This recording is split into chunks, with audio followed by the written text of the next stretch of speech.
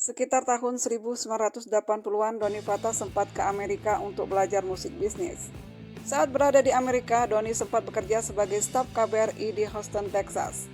Namun di tahun 1983, Doni memutuskan kembali ke Indonesia dan membangkitkan God Bless lagi.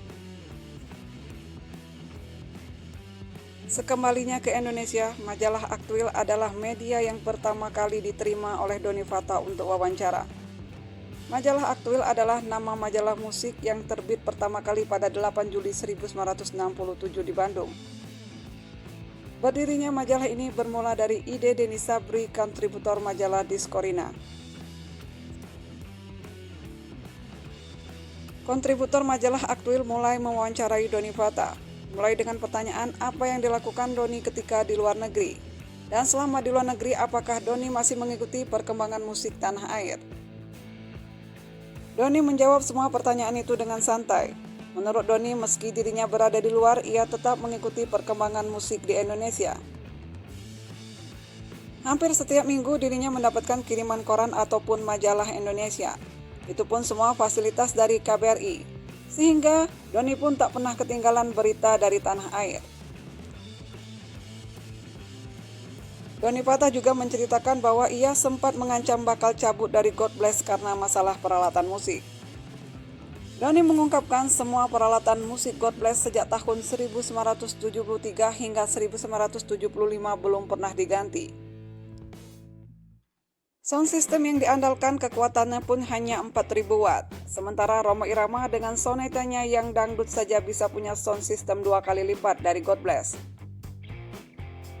Jadi bayangin aja, misalnya God Bless ketemu sama Rhoma Irama dan sonetanya, God Bless bisa keok dikerjain sama Rhoma. Bisa heboh dan jadi omongan semua orang, yang malu siapa, ungkap Doni Fata. Meski dikenal dengan personil paling pendiam dari personil God Bless lainnya, namun sekali berbicara Doni begitu tegas. Saya nggak minta yang aneh-aneh, apa yang selalu gue minta itu pun semua untuk kepentingan God Bless. Gue pakai bass Fender aja sudah cukup kok, ujar Doni. Sejak God Bless berdiri dari tahun 1973 hingga 1975, God Bless belum pernah punya peralatan musik sendiri, dalam artian cukong yang benar-benar bonafit. Sewaktu Nasution bersaudara bergabung, God Bless mengharapkan ada perubahan dengan dititipannya peralatan musik lengkap. Tapi God Bless nggak bisa apa-apa karena peralatan itu punya Gipsy dan God Bless pun hanya meminjam.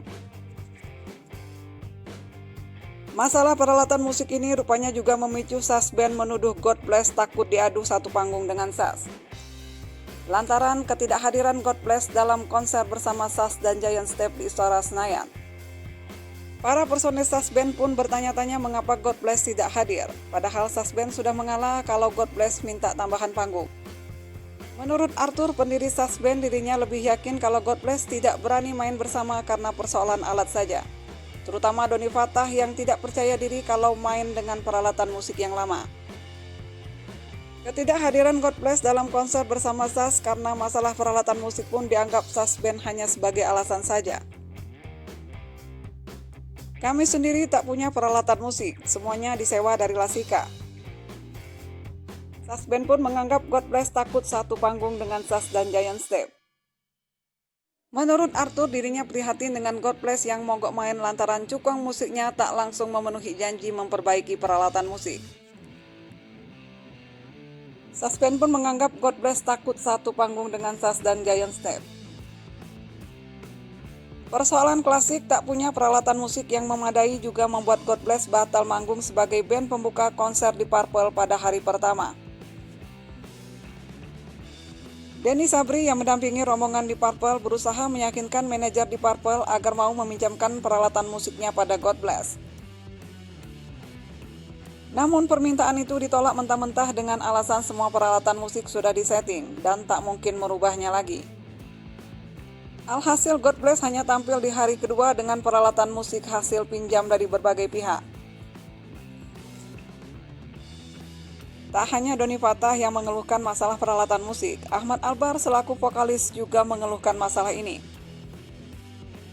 Ahmad Albar atau akrab dipanggil Iye pun mengatakan peralatan musik membuat God Bless terseok-seok. Keluhan God Bless ini rupanya terdengar oleh Iwan Yosef. Iwan Yosef pun selaku cukong menjanjikan akan mendatangkan peralatan musik lengkap agar God Bless tak terseok-seok lagi.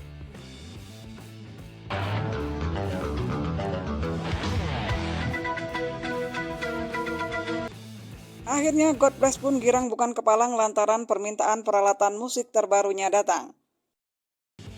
Meski belum semua peralatan musiknya datang pada waktu itu, namun God Bless bisa memahami dan menerima semua. Ian Antono mendapatkan 1 unit Lead Bass synthesizer yang bisa menghasilkan berbagai macam suara gitar. Doni Fata dan Yoki Suryo Prayoga masing-masing mendapatkan peralatan yang berfungsi sama sebagai synthesizer. Sedangkan Teddy Sujaya paling banyak mendapatkan peralatan musiknya berupa 9 mikrofon khusus drumnya. Dan Ahmad Albar cuma mendapatkan 1 mix tipe terbaru. Dari cerita ini kita bisa menyimpulkan kelebihan musisi-musisi zaman dulu. Betapa susahnya untuk menjadi musisi dengan peralatan musik seadanya. Berbeda dengan musisi sekarang yang begitu mudah untuk membeli peralatan musik sendiri. Dan hebatnya lagi musisi zaman dulu meski dengan alat musik seadanya mereka mampu menciptakan lagu-lagu yang sangat oke. Dengan musik yang juga tak kalah dengan musisi-musisi sekarang. Lihat saja karya yang telah dihasilkan oleh God Bless. Seperti dalam lagu Rumah Kita, Rumah di Atas Bukit, Semut Hitam, Musisi, Trauma dan banyak lagi. Semua lagu-lagunya hingga kini masih enak didengar dan melegenda. Waktu aku menikam dadamu dan ku bakar sekujur tubuhmu.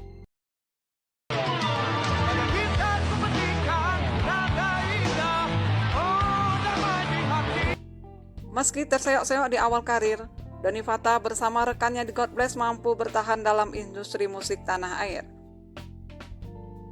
Banyak band dan musisi-musisi seangkatan atau bahkan di bawah God Bless yang tak mampu bertahan di kancah musik Indonesia.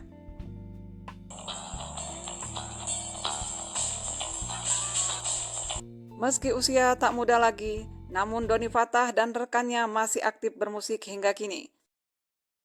Doni Fata juga merupakan musisi legend yang hebat. Ia menguasai semua alat musik, tidak hanya bass. Dirinya bisa memainkan gitar, keyboard, piano, saxophone, dan flute. Jadi saya pernah gitaris, keyboardis, piano, saxophone, saya pernah suling, flute, terakhir bass.